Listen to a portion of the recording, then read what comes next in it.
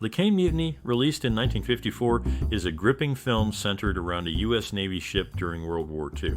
The story follows a young naval officer, Lieutenant Maryk, who faces a moral dilemma when he believes the ship's captain, Captain Queeg, is unfit for command. The crew must navigate through the complexities of loyalty, duty, and justice as tensions escalate on board. As you watch this video, get ready for a roller coaster of emotions. There are plenty of surprising, amusing, and heart-wrenching facts about this movie that you won't want to miss. But first, let's dive into the storyline. The film explores themes of authority and the responsibilities that come with it. It raises questions about leadership, loyalty, and the fine line between following orders and questioning them. Now, let me ask you, are there any lesser-known facts or anecdotes about this movie that fascinate you? Share your thoughts in the comments below. We're eager to hear your stories and memories related to this classic film. So, stay tuned for some fascinating insights into the Caine Mutiny, and remember to share your experiences with us. In 1954, a captivating story unfolded on screen, capturing the essence of a tumultuous era. It wasn't just any tale, it delved into the complexities of human nature during wartime. Set against the backdrop of World War II, the movie explored themes of duty, honor, and the fine line between loyalty and betrayal. At its core, the story revolves around a naval crew thrust into chaos as their captain's behavior becomes increasingly erratic. As tensions mount, they face a crucial decision: blindly follow orders or take matters into their own hands. This film isn't just entertainment, it's a reflection of the challenges faced during wartime. Through its compelling narrative and memorable characters, it continues to engage audiences, reminding us of the complexities of morality, even in the most challenging circumstances. Lee Marvin, during his time in the Marine Corps, formed a close bond with John Miara, who later inspired the character of Major Reisman in a 1967 film. Claude Akins, who studied speech and theater at Northwestern University, debuted on Broadway in 1951. As for Humphrey Bogart, he once broke bread to illustrate a character's mental decline, only to be corrected by a military advisor on set. In one of the opening scenes of the movie, it stated that there has never been a mutiny in a ship of the United States Navy. Instead, the focus lies on how a few men handle a crisis during World War II. José Ferrer, who stars in the film, is among a handful of actors to win both a Tony and an Oscar for the same role, joining the ranks of Yul Brynner, Rex Harrison, Viola Davis, Anne Bancroft, Joel Grey, Paul Scofield, Shirley Booth, and Jack Albertson. Lee Marvin, another notable actor, turned down roles in 2 movies directed by William Friedkin, The French Connection and Sorcerer. These tidbits offer insight into the background of the film and the talented individuals involved.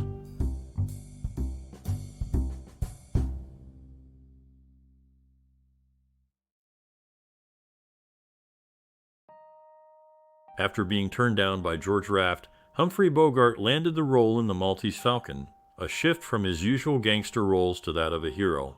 This transformative role marked a significant turning point in his career. Ranked 9 in Empire magazine's The Top 100 Movie Stars of All Time list, Bogart's legacy is undeniable. He named his daughter Leslie as a token of gratitude to Leslie Howard, who played a pivotal role in securing Bogart's breakthrough in The Petrified Forest. These anecdotes shed light on Bogart's journey from gangster roles to becoming a revered Hollywood icon. In the movie The Caine Mutiny, José Ferrer starred alongside Humphrey Bogart and Van Johnson. Ferrer had previously appeared in 3 Oscar Best Picture nominees, including Moulin Rouge and Lawrence of Arabia. Notably, independent producer Stanley Kramer's films often struggled financially, but The Caine Mutiny turned out to be a significant success, bringing both Kramer's production company and Columbia Pictures into profit.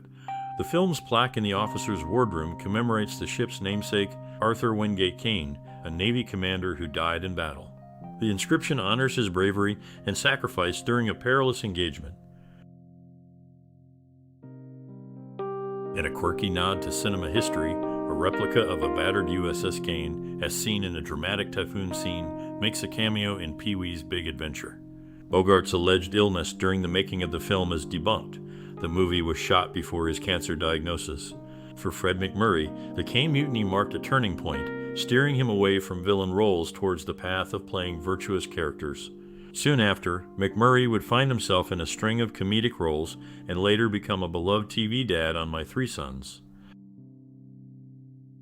Set during World War II, the movie follows the experiences of Herman Welk, who served aboard the USS Zane and USS Salford. Welk's time as a communications officer inspired the storyline, with the character Keefer loosely based on himself. James Best, known for his role in The Dukes of Hazzard, passed away in 2015, just before his co-star John Schneider's birthday. José Ferrer, who played significant roles in Cyrano de Bergerac and The Fifth Musketeer, was succeeded by Gérard Depardieu in later remakes.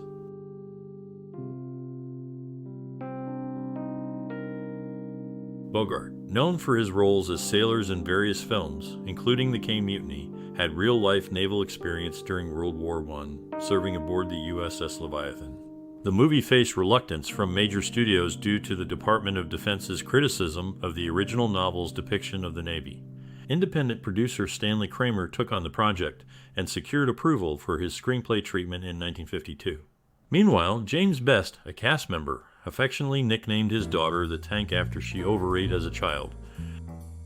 In a climactic courtroom scene, Humphrey Bogart delivered a mesmerizing performance that held the film crew spellbound. His portrayal earned him thunderous applause from his colleagues. Interestingly, a seagull sighting reminiscent of a scene in another movie was mistaken for a Japanese aircraft by Ensign Keith.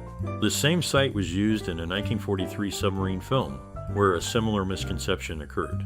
Humphrey Bogart's personal life was explored by his son, Stephen H. Bogart, in the book Bogart in Search of My Father, shedding light on their relationship. In the Caine Mutiny, José Ferrer, a Tony Award-winning actor, showcased his talent in various productions, including Cyrano de Bergerac and The Shrike. Humphrey Bogart, known for his collaboration with Lauren Bacall in several films, portrayed characters inspired by real-life figures like John Dillinger in movies such as The Petrified Forest and High Sierra. These actors contributed to the depth and complexity of the film through their impressive performances. One notable incident during the filming involved a scene where rigging the mine-sweeping paravane incorrectly displayed a day shape. Instead of indicating a restricted maneuvering condition, a single black ball suggested the ship was at anchor. Additionally, the movie enjoyed significant commercial success in 1954, trailing only behind White Christmas. Interestingly, White Christmas featured Rosemary Clooney, the wife of José Ferrer, who played a pivotal role in the Caine Mutiny. Years later, James Best and an unknown Western actor, James Drury, crossed paths on the set of Forbidden Planet in 1956, despite not participating in the film. Their eventual friendship led them to collaborate on an episode of The Virginian in 1962, maintaining their bond until Best's passing in 2015. In the movie, José Ferrer was a notable actor. Interestingly, producers of a famous television series considered him for the role of the Joker. Decades later, his nephew George Clooney portrayed Batman himself. E.g., Marshall, another actor in the film, had a significant role as the host and narrator of CBS Radio Mystery Theater from 1974 to 1981. Surprisingly, he only acted in one episode of the show, playing Ebenezer Scrooge in its rendition of A Christmas Carol by Charles Dickens in 1975. James Best, also part of the movie, released his autobiography shortly after his 83rd birthday. It was titled Best in Hollywood: The Good, the Bad, and the Beautiful. It came out just 3 days after his birthday on July 29, 29.